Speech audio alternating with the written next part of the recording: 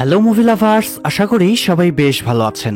আজকে আমি আপনাদের সাথে এমন একজন স্পেশাল চোরের গল্প শেয়ার করব যে কিনা ইতালির পুলিশদের মাথা একেবারে খারাপ করে দিয়েছিল। পুলিশ যতবারই তাকে ধরার জন্য ফাঁদ পাতত, ততবারই এই চোর সেই ফাঁদ কেটে খুব কৌশলে বেরিয়ে যেত। যদিও চোর পুলিশের ধরপাকড়ের গল্প এর আগে আমরা অনেক দেখেছি, তবে এই গল্পটা অন্য সব গল্প থেকে একেবারেই ভিন্ন। কিন্তু কি এমন ভিন্নতা আছে এই গল্পে, চলুন সেটাই দেখে নেই 2022 সালের অসাধারণ একটা হাইস্ট মুভি ডায়াবলিক জিনকো অ্যাটাকস এর গল্প থেকে। তবে এই মুভির প্রিভিয়াস একটা পার্ট আছে যেটা অলরেডি আমি গত ভিডিওতে এক্সপ্লেইন করেছি। কমেন্টে লিংক দেওয়া আছে, এই ভিডিও দেখা শেষে সেটাও দেখে নিতে পারেন। আর এখন চলুন কথা না বাড়িয়ে আজকের দুর্দান্ত চোর পুলিশের গল্পটা দেখে নেই। শুরুতেই আমরা গল্পের মেইন ক্যারেক্টার ডায়াবলিককে দেখতে পাই।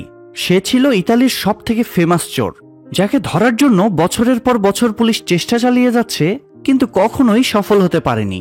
ইতালির লোকদের জন্য আতঙ্কের দ্বিতীয় নাম ছিল ডায়াবলিক। মাথা থেকে পা পর্যন্ত কালো মুখোশে ঢাকা থাকার কারণে কেউ তার আসল চেহারা দেখেনি। অবশ্য কয়েক মাস আগে পুলিশের কাছে একবার ধরা পড়েছিল সে, কিন্তু তার চালাকির কাছে পুলিশকেও হার মানতে হয়। তো একদিন সে ইতালির একটা বড় মিউজিয়ামে যায় আর্মেন ব্র্যান্ডের মহামূল্যবান এবং রেয়ার মুকুটটা চুরি করতে।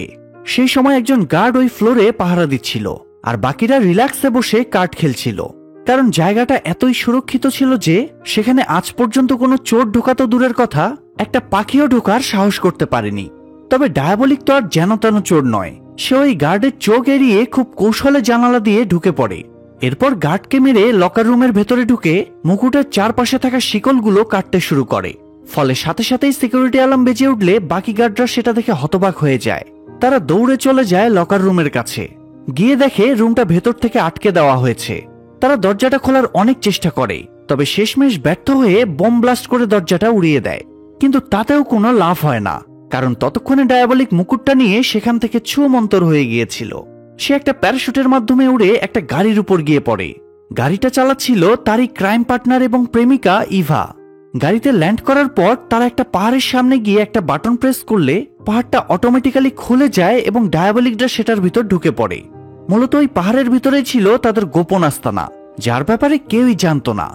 এরপর সিন শিফট হলে দেখা যায় আর্মেন ব্র্যান্ড থেকে একটা প্রদর্শনীর আয়োজন করা হয়েছে, যেখানে 5 জন সুন্দরী ব্যালে ডান্সার ওই ব্র্যান্ডের মাস্টারপিস কালেকশনগুলো পরে সবার সামনে পারফর্ম করবে। সেখানে ইতালির গণ্যমান্য ধনী ব্যক্তিরাও উপস্থিত ছিল। শুরুতেই অনুষ্ঠানের হোস্ট অতিথিদেরকে তাদের মূল্যবান মুকুটটা চুরি যাওয়ার বিষয়টা জানিয়ে দেয়। সেটা শুনে সবাই বেশ ঘাবড়ে গিয়েছিল।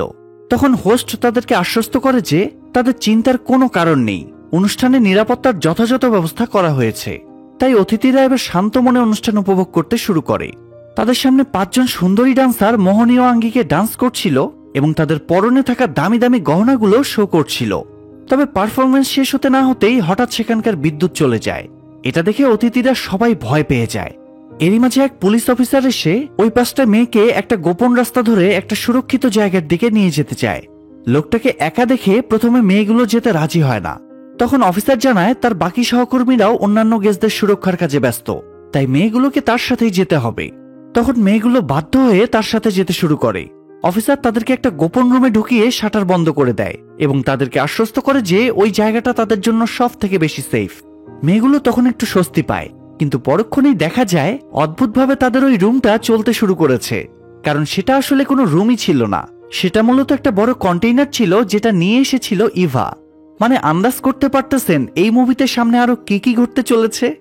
যাই হোক, মেয়েগুলোকে কন্টেইনারের মধ্যে ঢুকিয়ে ইভা ওই অফিসারের সাথে সেখান থেকে পালিয়ে যায়। যাওয়ার পথে অফিসার যখন তার মুখের মাস্কটা খুলে ফেলে, তখন দেখা যায় সে কোনো পুলিশ নয় বরং ডায়াবলিক ছিল। বেশ কিছু দূর যাওয়ার পর তার একটা নির্জন জায়গায় গাড়ি থামিয়ে মেয়েগুলোকে তাদের গায়ের গয়নাগুলো খুলে ফেলতে বলে। মেয়েগুলো ভালো করেই জানতো ডায়াবলিকের কথা না মানলে সে তাদেরকে মেরে ফেলবে, তাই জীবন বাঁচানোর জন্য তারা গহনাগুলো খুলে দিয়ে দেয়। এরপর ডায়াবলিক গাড়ির পেছনের শাটারটা খুলে দিলে মেয়েগুলো সেখান থেকে বাইরে বেরিয়ে আসে, আর ডায়াবলিকরা গহনা নিয়ে সেখান থেকে গায়েব হয়ে যায়। এরপর ওই মেয়েগুলো হাঁটতে হাঁটতে একটা ক্লাবে গিয়ে উঠে। এত সুন্দরী মেয়েদেরকে দেখে সেখানে থাকা লোকগুলো তাদের সাথে ফ্লার্ট করার চেষ্টা করে। তখন মেয়েগুলো তাদেরকে সতর্ক করে দেয় যে তারা সবাই মার্শাল আর্ট এক্সপার্ট, সেই সাথে তাদের কাছে পিস্তলও আছে, তাই ওই লোকগুলো যেন তাদের থেকে দূরেই থাকে। কিন্তু প্রশ্ন হচ্ছে, এই মেয়েগুলো যদি এতই স্মার্ট এবং সাহসী হয়ে থাকে, তাহলে ডায়াবলিকের জালে এত সহজে ধরা পড়ল কিভাবে? অবশ্য ডায়াবলিকের স্মার্টনেসের তো আর তুলনা হয় না, সে তো পুলিশের বড় বড় অফিসারদেরকেই ঘোল খাওয়াচ্ছে, তাহলে এই মেয়েগুলো আর এমন কি? যাই হোক, ওই মেয়েগুলোর মধ্যে একজন সেখানে থাকা ফোন থেকে সিনিয়র অফিসার জিনকোকে ফোন করে পুরো বিষয়টা জানায়। তবে খবরটা শুনে জিনকো সিরিয়াস না হয়ে বরং বেশ খুশি হয়ে যায়, কারণ অনেক বছর ধরে সে ডায়াবলিকের পেছনে পড়ে আছে কিন্তু কখনোই তাকে ধরতে পারেনি। তবে আজ সে জিদ করে বসে যেভাবেই হোক ডায়াবলিককে ধরবেই। কিন্তু তার টিমের লোকদের সন্দেহ হচ্ছিল যে সে আদৌ এবারও ডায়াবলিককে ধরতে পারবে কিনা, নাকি প্রত্যেকবারের মতো এবারও তাকে হতাশ হতে হবে। তবে তখনই একটা ইন্টারেস্টিং টুইস্ট সবার সামনে রিভিল হয়। মূলত ওই প্রদর্শনীর পুরো বিষয়টাই জিনকো সাজানো ছিল, আর ওই 5 জন মেয়ে ছিল পুলিশেরই স্পেশাল এজেন্ট। তারা ইচ্ছাকৃতভাবে ডায়াবলিকের প্ল্যানটাকে সাকসেসফুল হতে দিয়েছে, যাতে ওই জুয়েলারিগুলোর মাধ্যমে তারা পরবর্তীতে তাকে হাতে নাতে ধরতে পারে। কি ভাবছেন, জুয়েলারিগুলোর মাধ্যমে আবার ডায়াবলিককে কিভাবে ধরবে? আসলে ওই জুয়েলারিগুলোতে আগে থেকে একটা স্পেশাল কেমিক্যাল লাগিয়ে রাখা হয়েছিল, যার মাধ্যমে খুব সহজেই পুলিশ সেগুলোকে ট্র্যাক করতে পারবে। আর সেগুলোকে ট্র্যাক করতে পারলেই তো তারা ডায়াবলিকের কাছে পৌঁছে যেতে পারবে। তো যেমন কথা তেমন কাজ, তারা ওই জুয়েলারিগুলোর লোকেশন ফলো করতে করতে ডায়াবলিকের আস্তানার দিকে যেতে শুরু করে। এদিকে ডায়াবলিক আর ইভা তাদের চুরি করা জুয়েলারিগুলো একটা ট্রেয়ের ভেতর সাজিয়ে রাখে। জুয়েলারিগুলো ইভার ভীষণ পছন্দ হয়েছিল, তাই ডায়াবলিক সেখান থেকে একটা ব্রেসলেট নিয়ে ইভার হাতে পরিয়ে দেয়। এরপর তারা তাদের নতুন চুরির প্ল্যানিং করতে শুরু করে, কিন্তু ইভা চাচ্ছিল নতুন চুরি করার আগে তারা একটা ছোট ব্রেক নিয়ে আসুক। কিছুদিন ছুটি কাটালে তারা একটু রিল্যাক্স হতে পারবে। তবে ডায়াবলিক তার কথা মানে না, উল্টো তাকে বলে যে একা গিয়ে ছুটি কাটিয়ে আসতে, আর এদিকটা সে একাই সামলে নিতে পারবে। কিন্তু ইভা তো তাকে ছাড়া কোথাও যাবে না, তাই সেও তার পার্টনারের সাথে নতুন চুরির প্ল্যানিং শুরু করে। ততক্ষণে পুলিশ গহনাগুলো ফলো করতে করতে ওই পাহাড়ের সামনে এসে আটকে যায়। লোকেশন অনুযায়ী পাহাড়ের ভেতরেই সেগুলো রয়েছে, কিন্তু তারা এটা বুঝতে পারছিল না যে পাহাড়ের ভেতরে কিভাবে গহনাগুলো থাকতে পারে। অবশ্য জিনকো তো ডায়াবলিককে খুব ভালো করেই জানতো, তাই সে বুঝে যায় নিশ্চয়ই ওই পাহাড়ের ভেতরেই কোনো রহস্য লুকিয়ে আছে। তাই সে একটা বোমের মাধ্যমে পাহাড়টা উড়িয়ে দেয়, আর সাথে সাথেই ডায়াবলিকের গোপন আস্তানার দরজা দেখতে পায় তারা। অন্যদিকে বোম ব্লাস্ট হওয়ার সাথে সাথেই ডায়াবলিকের সিকিউরিটি অ্যালার্ম বেজে ওঠে।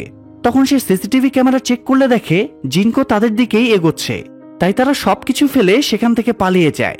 আর কিছুক্ষণের মধ্যেই জিনকো তার টিমকে নিয়ে সেখানে গিয়ে দেখে ডায়াবলিক অলরেডি সেখান থেকে পালিয়ে গিয়েছে। তাই সে তার কয়েকজন অফিসারকে ওই জায়গাটা ভালোভাবে চেক করতে বসিয়ে দেয়, আর নিজে আশেপাশে ডায়াবলিকের পালানোর রাস্তাটা খুঁজতে শুরু করে। কিছুক্ষণ খোঁজার পর সে ফাইনালি ওই রাস্তাটা পেয়ে যায়, আর সেই রাস্তা ধরে একটা লম্বা সুড়ঙ্গ পার হয়ে পাহাড়ের উল্টো পাশে গিয়ে ওঠে। সৌভাগ্যবশত সেখানে পৌঁছে তারা ডায়াবলিকদের সেখান থেকে পালাতে দেখে ফেলে। তখন জিনকো তাদেরকে ধাওয়া করতে শুরু করে। ডায়াবলিকরা পুলিশের হাত থেকে পালানোর জন্য আপ্রাণ চেষ্টা চালাচ্ছিল। এরই মাঝে হঠাৎ একটা পাথরে আঘাত লেগে ইভার পা মচকে যায়। ডায়াবলিক তখন তাকে সাহায্য করার অনেক চেষ্টা করে, কিন্তু ইভার পক্ষে আর সামনের দিকে এগুনো সম্ভব হচ্ছিল না। তাই ডায়াবলিক তাকে সেখানে ফেলে রেখেই পালিয়ে যায়, কারণ গার্লফ্রেন্ড গেলে আরো গার্লফ্রেন্ড পাওয়া যাবে, কিন্তু পুলিশের হাতে ধরা পড়লে তো আর নিস্তার পাবে না রে পাগলা। যাই হোক, তার এমন স্বার্থপর আচরণ দেখে ইভা খুব কষ্ট পায়। ততক্ষণে জিনকো আর তার টিম ইভাকে ঘিরে ধরেছিল। তবে ইভাও কিন্তু কম যায় না, সে হঠাৎ পাশে থাকা নদীতে ঝাঁপ দিয়ে পুলিশের হাত থেকে পালিয়ে যায়। আর সেটা দেখে জিনকো আবারও হতাশ হয়ে পড়ে। এত কষ্টের পরেও যদি টার্গেট হাতছাড়া হয়ে যায় তাহলে একটু তো হতাশা আসেই, মানে ব্যাপারটা ঠিক তীরে এসে তরি ডোবার মতো। যাই হোক, সেখান থেকে সে আবারও ডায়াবলিকের আস্তানায় ফিরে আসে। তার টিমমেটরা এটা ভেবেই খুশি ছিল যে ডায়াবলিকের চুরি করা মহামূল্যবান জিনিসগুলো তারা উদ্ধার করতে পেরেছে। সেখানে ওই গহনাগুলো থেকেও অনেক দামি জিনিস ছিল, কিন্তু জিনকো বিষয়টাতে খুশি হতে পারে না, বিশেষ করে এই গহনাগুলোর ক্ষেত্রে, কারণ সেগুলোর মাধ্যমেই তো তারা ডায়াবলিককে ফলো করার সুযোগ পেয়েছিল, যেটা এখন আর সম্ভব না। তবে সেখানে হঠাৎ জিনকো একটা পুরনো গোডাউনের নকশা দেখতে পায়, যেটা এখন পরিত্যক্ত হয়ে পড়ে আছে। সেটা দেখে জিনকো বুঝে যায় এটা নিশ্চয়ই ডায়াবলিকের দ্বিতীয় আস্তানা। তাই সে তার টিমকে নিয়ে পৌঁছে যায় সেই পরিত্যক্ত গোডাউনে। সেখানে তারা সবাই মিলে অনেক খোঁজাখুঁজি করে, কিন্তু সন্দেহ করার মতো কিছুই পায় না। এরই মাঝে হঠাৎ অফিসার রোলার দেয়ালে থাকা একটা হাতলের উপর ভুলবশত হেলান দিতে গেলেই হাতলটা নিচে নেমে যায় আর একটা গোপন বেসমেন্টের দরজা খুলে যায়। জিনকোরা তখন ভেতরে ঢুকে পুরো জায়গাটা ভালোভাবে তল্লাশি করতে শুরু করে। জায়গাটা দেখেই বোঝা যাচ্ছিল এটা ডায়াবলিকের ল্যাব, যেখানে সে মানুষের নকল মুখোশ তৈরি করে। তো অফিসাররা সেখানকার জিনিসপত্র ঘাটাঘাটি করতে গেলে জিনকো তাদেরকে বাধা দেয়। সে চাচ্ছিল না ডায়াবলিক তাদের উপস্থিতি টের পাক। সে নিশ্চিত ছিল যে পরের চুরির আগে ডায়াবলিক এখানেই আসবে, তাই সে ওই জায়গাটাকে ট্র্যাপ হিসেবে ব্যবহার করতে চাচ্ছিল। আপনার জীবনকে আরো সহজ ও নিরাপদ করতে দরজায় সেট করুন এম্পায়ার E2 মডেলের এই স্মার্ট ডোর লকটি। E2 মডেলের এই লকটি আপনি ফিঙ্গারপ্রিন্টের মাধ্যমে আনলক করতে পারবেন। এছাড়াও সিক্রেট পাসওয়ার্ড কিংবা আইসি কার্ডের মাধ্যমেও আনলক করা যায়। এবং হঠাৎ কোনো গেস্ট চলে আসলে পৃথিবীর যে কোনো প্রান্ত থেকে মোবাইল অ্যাপসের মাধ্যমে দরজা খুলে দিতে পারবেন।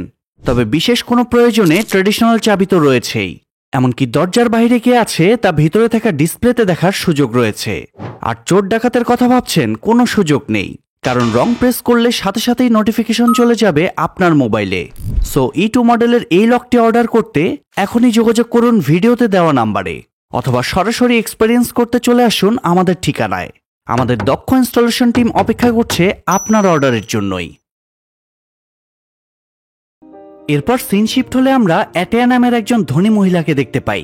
সে ওই শহরে একটা বিশেষ এক্সিবিশনের জন্য আসে।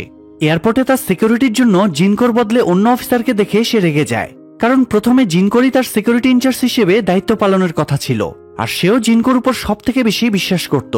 তখন দায়িত্বরত অফিসার তাকে জানায় জিনকো একটা জটিল কেসে ব্যস্ত থাকার কারণে অ্যাটেয়ার কাছে ক্ষমা চেয়েছে এবং তাকে পাঠিয়েছে অ্যাটেয়ার নিরাপত্তার দিকটা নিশ্চিত করার জন্য। তবে অ্যাটেয়া তার কথায় পাত্তা না দিয়ে সোজা চলে যায় জিনকোর অফিসে তার সাথে দেখা করতে। জিনকো তখন ডায়াবলিকের বিষয়ে মিটিং করছিল। ঠিক সেই সময় অ্যাটেয়া সেখানে গিয়ে তার সাথে কথা বলতে চায়। তার ইচ্ছা অনুযায়ী জিনকো বাকি অফিসারদের বাইরে অপেক্ষা করতে বলে রুমের দরজাটা আটকে দেয়। তখন অ্যাটেয়া তাকে জিজ্ঞেস করে যে এমন কি কেস যেটা তার থেকেও বেশি জরুরি হয়ে গিয়েছে। তখন জানা যায় অ্যাটেয়া আসলে জিনকোর গার্লফ্রেন্ড, তবে তাদের রিলেশনের বিষয়টা তারা কখনোই মানুষের সামনে আসতে দেয়নি। জিনকোর জিদ ছিল যে সে ডায়াবলিককে ধরার পরেই বিয়ে করবে, তার আগে নয়, আর তখনই তাদের সম্পর্কটা সবার সামনে আসবে। যে কারণে এই লাভবার্ডরা আপাতত লুকিয়ে লুকিয়েই দেখা সাক্ষাৎ করছে।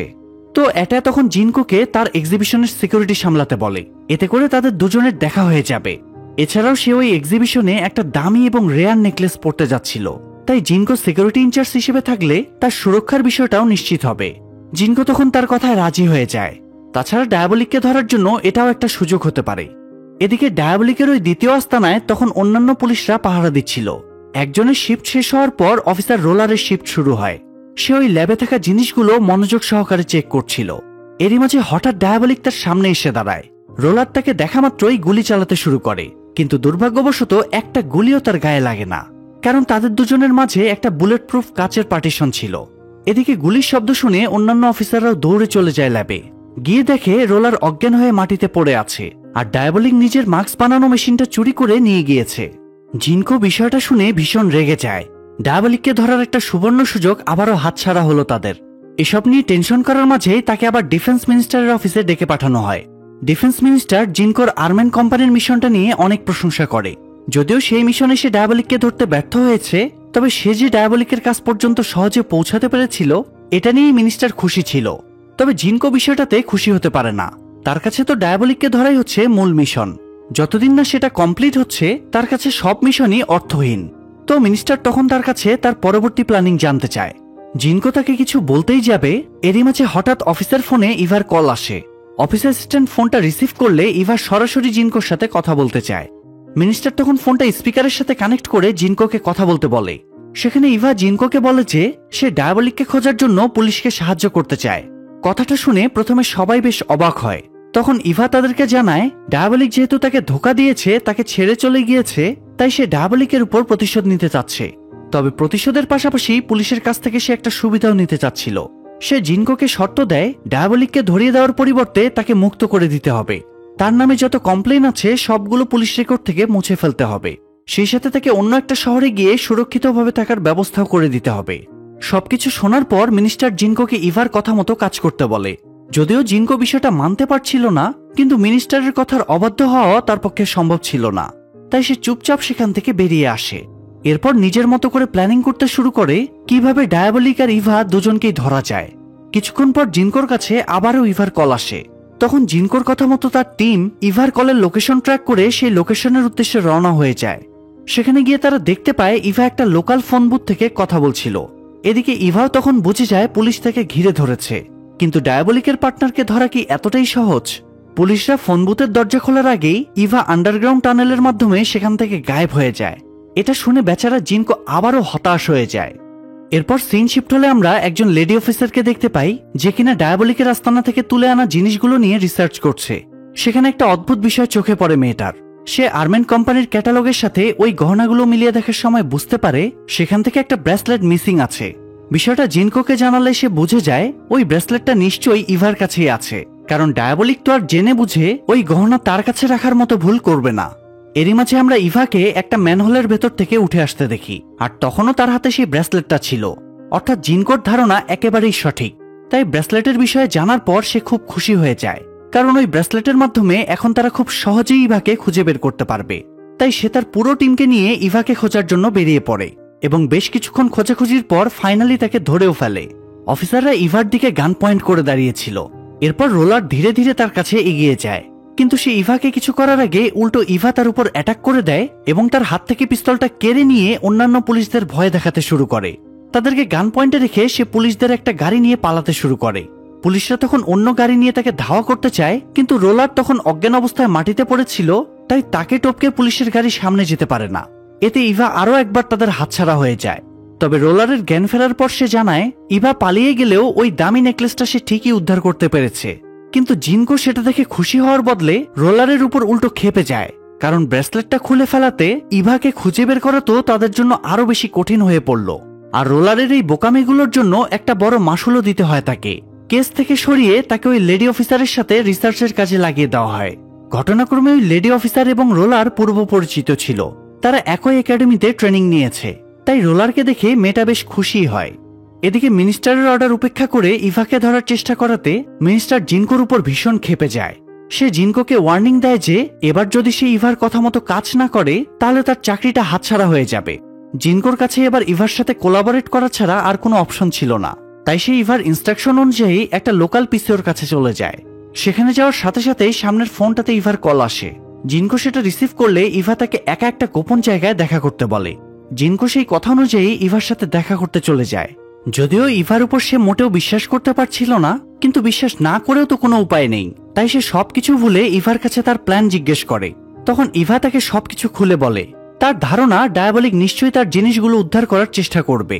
তাই ইভা জিনকোকে আন্ডারওয়ার্ল্ডে একটা খবর রটিয়ে দিতে বলে যে পুলিশ ডায়াবলিকের কাছ থেকে উদ্ধার করা জিনিসগুলো একটা সুরক্ষিত জায়গায় শিফট করার সিদ্ধান্ত নিয়েছে। এতে করে ব্যাপারটা ডায়াবলিকের কান পর্যন্ত পৌঁছে যাবে এবং সে রাস্তা থেকে ওই জিনিসগুলো চুরি করার চেষ্টা করবে। তো ইভার প্ল্যান অনুযায়ী পুলিশ একটা বড় ভ্যানে নকল সোনাদানা বোঝাই করে একটা আন্ডারগ্রাউন্ড টানেলের মধ্য দিয়ে বাইরে যেতে শুরু করবে, যাতে ডায়াবলিক সেটা দেখে ডিস্ট্রাক্ট হয়ে যায়। আর সেই সুযোগে আসল সোনাদানাগুলো একটা নর্মাল ভ্যানে করে অন্য পথে একটা সুরক্ষিত জায়গায় শিফট করে ফেলা হবে। স্বাভাবিকভাবেই জিনিসগুলো চুরি করার জন্য টানেলের মধ্যে থাকা সময়টাই ডায়াবলিকের কাছে পারফেক্ট হবে। তাই ডায়াবলিক যখন ওই ভ্যানটাকে ফলো করতে করতে টানেলের মধ্যে চলে আসবে, তখনই পুলিশ তাকে চারদিক থেকে ঘিরে ধরবে। যাই হোক, জিনকোর কাছে ইভার প্ল্যানিংটা বেশ ভালো লাগে, তাই সে ইভার কথা মতো কাজে লেগে পড়ে। সে একজন আন্ডারকভার এজেন্টের মাধ্যমে চুরির মালামাল শিফট হওয়ার বিষয়টা সবার মধ্যে ছড়িয়ে দেয়। এরপর চলে যায় অ্যাটার সাথে দেখা করতে। সেদিন সন্ধ্যায় অ্যাটার এক্সিবিশন হওয়ার কথা ছিল, তাই অ্যাটা তার ওই নেকলেসটা একটু পরে দেখছিল আর সেই সাথে তার মেকআপ আর্টিস্টের জন্য অপেক্ষা করছিল। এরই মাঝে জিনকো চলে আসলে সে ওই নেকলেসটা পাশের ড্রয়ারে লক করে রেখে জিনকোর সাথে দেখা করতে চলে যায়।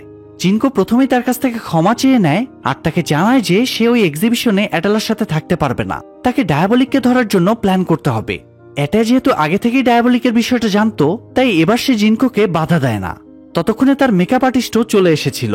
অ্যাটালা তখন তার সাথে জিনকোর পরিচয় করিয়ে দেয়। এদিকে অফিসার রোলার তার করা ভুলগুলোর জন্য মন খারাপ করে বসেছিল। সেটা দেখে তার পার্টনার মেয়েটা তাকে বোঝায় যে এখানে তার তো কোনো দোষ নেই, সে তো ডিপার্টমেন্টের উপকার করতেই চেয়েছিল। হয়তো ভবিষ্যতে ডিপার্টমেন্টের লোকেরা তার অবদান বুঝতে পারবে। সেটা শুনে রোলারের মনটা ভালো হয়ে যায়। তাদের কথাবার্তা থেকে এটাও জানা যায় যে ওই মেয়েটা শুরু থেকেই রোলারকে পছন্দ করত, কিন্তু রোলার কাজের দিকে ফোকাস করতে গিয়ে সেটা কখনোই বুঝতে পারেনি। যাই হোক, এসব নিয়ে কথা বলতে বলতেই হঠাৎ সে দেখে তাদের পুরো টিম ডায়াবলিককে ধরার প্ল্যানিং করছে। তাদের প্ল্যানিং অনুযায়ী পুরো টিম টানেলের প্রত্যেকটা অংশ ব্লক করে রাখবে যাতে ডায়াবলিক কোনোভাবেই পালাতে না পারে। কিন্তু সমস্যা হচ্ছে, সবাই যদি টানেলের ভেতরে থাকে তাহলে আসল ভ্যানটা নিয়ে বেরোবে কে? টিম লিডার সবার কাছে জানতে চায় যে তাদের মধ্যে কেউ আসল ভ্যানের দায়িত্ব নিতে চায় কিনা, কিন্তু কেউই কোনো সাড়া দেয় না, কারণ তারা খুব ভালো করেই জানতো আসল ভ্যানে যেহেতু একজন মাত্র মানুষই থাকবে, তাই সেখানে রিস্ক সব থেকে বেশি হবে। তখন রোলার সাহস দেখিয়ে সামনে এগিয়ে যায় আর আসল ভ্যান বের করার দায়িত্ব নেয়। এটা দেখে ওই লেডি অফিসার খুব টেনশনে পড়ে যায় ঠিকই, কিন্তু রোলারের কাছে নিজেকে প্রমাণ করার জন্য এর থেকে ভালো সুযোগ হয়তো আর ছিল না, তাই সে রিস্কের কথাটা গায়ে বাঁধায় না। তো সেই রাতে তারা প্ল্যান অনুযায়ী নকল গাড়ি নিয়ে টানেলের মধ্য দিয়ে রওনা হয়। কিছু দূর যেতে না যেতেই টানেলের মধ্যে এক্সিট পয়েন্টটা বন্ধ হয়ে যায়। সেই সাথে পুরো জায়গাটা ধোঁয়ায় ভরে যায়। এরই মাঝে সাইড থেকে অদ্ভুতভাবে একটা গাড়ি বেরিয়ে আসে। পুলিশরা মনে করে এটা নিশ্চয়ই ডায়াবলিকের গাড়ি, তাই তারা একাধারে গুলি চালাতে শুরু করে। কিন্তু পরে জানা যায় সেটা ডায়াবলিক নয়, বরং একটা নকল পুতুল ছিল মাত্র। অন্যদিকে দেখা যায় এটা এক্সিবিশনের জন্য রেডি হয়ে যখন নেকলেসটা পড়তে যায়, তখন সে দেখতে পায় নেকলেসটা চুরি হয়ে গিয়েছে। এতে এটা খুব টেনশনে পড়ে যায়, কারণ নেকলেসটা ইতালির স্বনামধন্য রাজবংশের স্মৃতি ছিল। এদিকে রোলার ততক্ষণে আসল গাড়িটা নিয়ে জঙ্গলের রাস্তা ধরে একটা নির্জন জায়গায় এসে থামে। সেখানে তার সাথে ওই মেকআপ আর্টিস্টেরও দেখা হয়। তখন জানা যায় ওই মেকআপ আর্টিস্ট আর কেউ নয়, বরং ইভা ছিল। আর ওই অফিসারও রোলার ছিল না, সে ছিল ডায়াবলিক। এখানে সিন ফ্ল্যাশব্যাকে গেলে আমরা জানতে পারি রোলার যখন ডায়াবলিকের উপর অ্যাটাক করেছিল তখনই ডায়াবলিকটাকে মেরে ফেলেছে। তারপর তার লাশটা সেখান থেকে সরিয়ে হুবহু রোলারের মতোই একটা মাস্ক বানিয়ে নেয়। এরপর সেই মাস্ক আর রোলারের পোশাক পরে ল্যাবের ভেতর গিয়ে অজ্ঞান সেজে পড়ে থাকে।